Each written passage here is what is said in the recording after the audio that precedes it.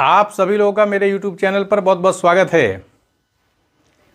विज्ञान और अद्वैत वेदांत में अंतर और समानताओं पर थोड़ी सी चर्चा आपके सामने की जाएगी, ताकि वर्तमान जो नवीन शोध हो रहे हैं उसके आधार पर हम ये जान सकें कि अद्वैत वेदांत में और विज्ञान में क्या समानताएं अभी स्थापित की जा रही हैं। अंतर की बात तो अभी आपके सामने रखी जाएगी, लेकिन समानताएं भी अभी नवीन शोधों के आधार पर स्थापित की गई हैं।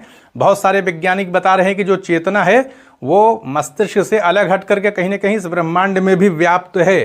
तो जो भी नवीन शोध हैं वो सारे तथ्य आपके सामने रखे जाएंगे, चाहे वो आप स्ट्रिंग थ्योरी आप कह लें, चाहे क्वांटम मैकेनिक्स ले लें, चाहे लूप क्वांटम ग्रेविटी ले लें, उसका जो सिद्धांत है जिसके तहत सामान्य सापेक्षता सिद्धांत और क्वांटम मैकेनिक्स यानी क्वांटम यांत्रिकी जो है, इन दोनों को मिलाने का काम लूप क्वांटम ग्रेविटी के तहत किया जा रहा है। तो जो भी शोध चल रहे हैं उसके आधार पर भी आपके सामने बातें रखी जाएंगी।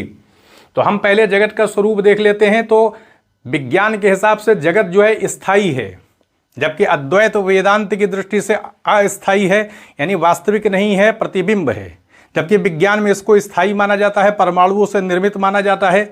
इस आधार पर हम कह सकते हैं कि विज्ञान जो है वो भौतिक पदार्थों के शोधों के आधार पर, प्राकृतिक नियमों के आधार पर व्यवहारिक प्रयोग के लिए तकनीकी का विकास करता है। जैसे मोबाइल फ़ोन है, इसका विकास किया गया, कंप्यूटर का विकास हुआ, नए नए हम कह सकते हैं कि जैसे आप सिर्फ यातायात के साधनों का ही विकास देख लिए, तो नए नए जो है यातायात के साधन आते चले जा रहे हैं, विकास हो रहा है। तो किस आधार पर? प्राकृतिक नियमों के आधार पर जो है वो व्यवहारिक प्रयोग के लिए तकनीकों का आविष्कार किया जा रहा है, नई नई चीज़ों का निर्माण किया जा रहा है तकनीक के आधार पर। तो इस तरह से हम देख सकते हैं कि विज्ञान का जो विषय है, वो जगत है, वो वास्तविक है। जबकि अगर हम अद्वैत वेदांत में देखें तो माना जाता है, शंकराचार्य ने बताया है कि जगत जो है वो व्यवहारिक दृष्टि से ही सत्य है, वास्तविक नहीं, स्थायी नहीं है। स्थायी सत्ता केवल एकमात्र ब्रह्म की है बस। और उन्होंने बताया कि जो ब्रह्म का स्वरूप है वो सच्चिदानंद है, यानी ब्रह्म की सत्ता ही सत्य है, वही चित्त है और वही आनंद स्वरूप है। ब्रह्म को जान लेने के बाद हमेशा के लिए आनंद की प्राप्ति हो जाती है। संसार में जो भौतिक वस्तुएं उससे आनंद मिलता है, लेकिन क्षणिक तौर पर ही रहता है। कुछ समय के बाद हमारा दिल वस्तुओं से हटने लगता है, तो आनंद की स्थिति दिखाई पड़ती है, लेकिन अल्पकाल के लिए। तो हमने देख लिया कि दोनों के विषय अलग हैं। एक का विषय स्थायी है, दूसरे का विषय प्रतिबिंब है, स्थायी भी नहीं है, व्यवहारिक है। यानी अद्वैत वेदांत की दृष्टि से जगत वास्तविक नहीं है, प्रतिबिंब है। जैसे हम कह सकते हैं अपनी दीवार पर अपनी इमेज देख रहे हैं, उसी प्रकार से है, ये विवर्त रूप है, माया के शक्ति से इसको निर्मित किया गया है। माया ने ही ब्रह्म को किसी अन्य रूप में दिखा दिया। माया ब्रह्म की एक शक्ति है, उसका स्वरूप नहीं है।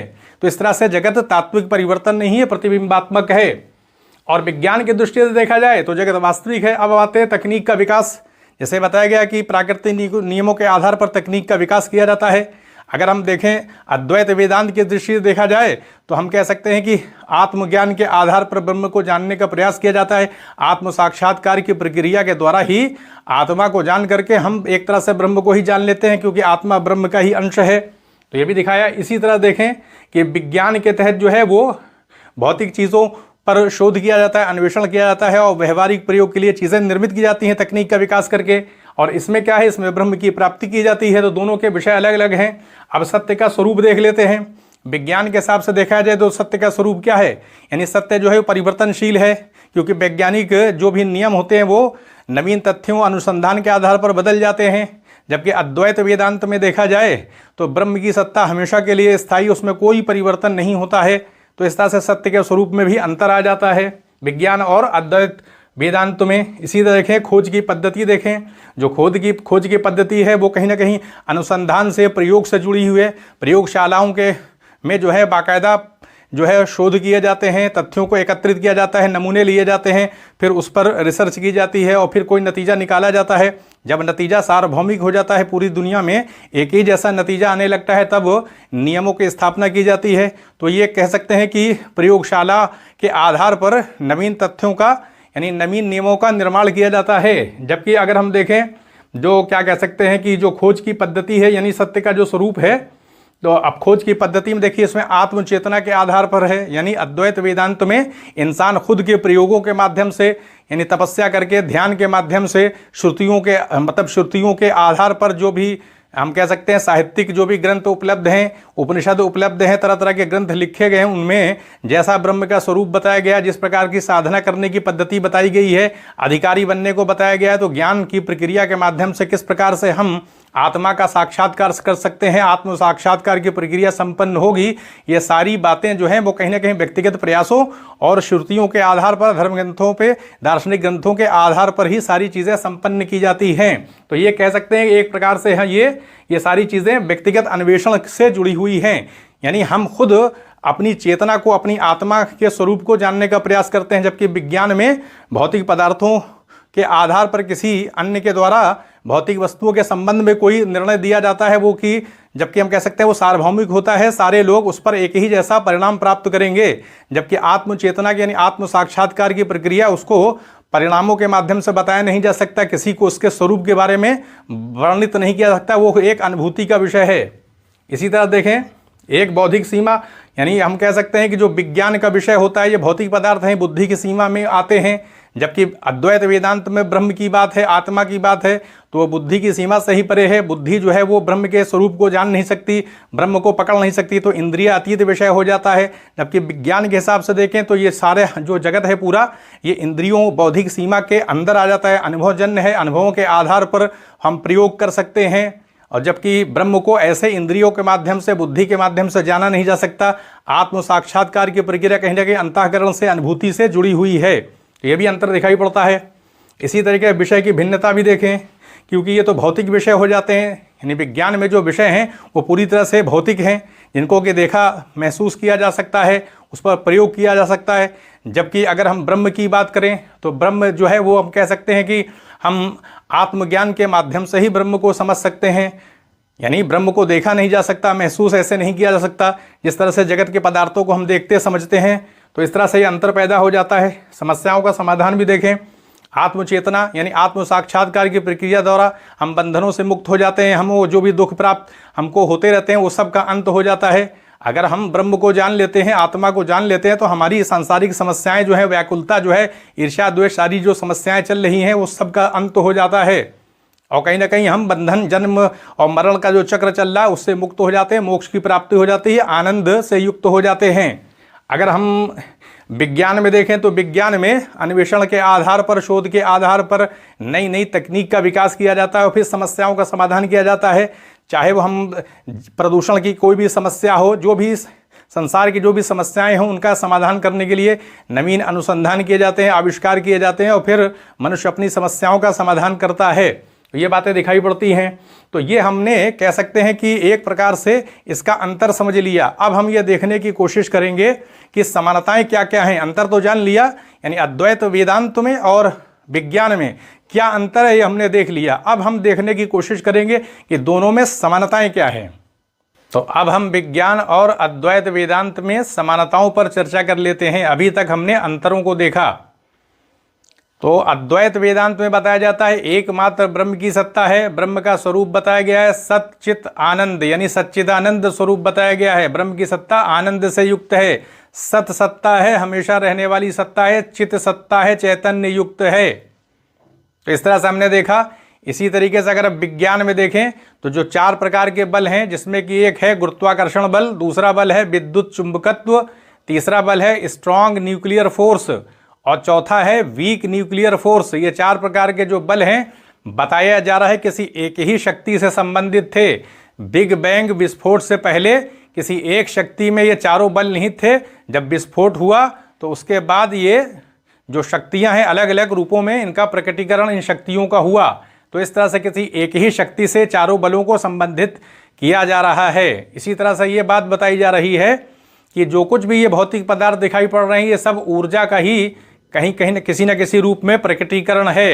यानी ऊर्जा की ही अलग अलग अभिव्यक्ति इस पूरे जगत में दिखाई पड़ रही है। और हम जानते हैं कि ब्रह्म की सत्ता को भी चैतन्य युक्त ही बताया गया है। तो इस तरह से ऊर्जा के आधार पर भी कहीं ना कहीं अद्वैत वेदांत और विज्ञान में समानता स्थापित की जा रही है।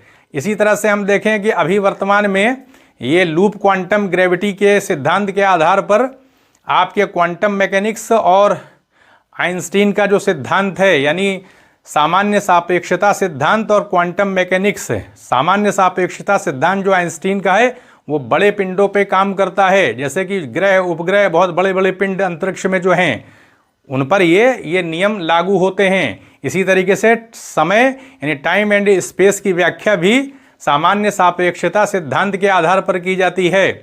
क्वांटम मैकेनिक्स के तहत जो बहुत ही सूक्ष्म कण होते हैं जैसे कि परमाणु है, इलेक्ट्रॉन है, इन पर ये नियम लागू होते हैं। तो लूप क्वांटम ग्रेविटी के तहत इन दोनों ही सिद्धांतों को मिलाने की कोशिश की जा रही है और ये बताया जा रहा है कि ये जो पूरा ब्रह्मांड है यानी टाइम और स्पेस है ये छल्लों से, लूप्स से बना हुआ है।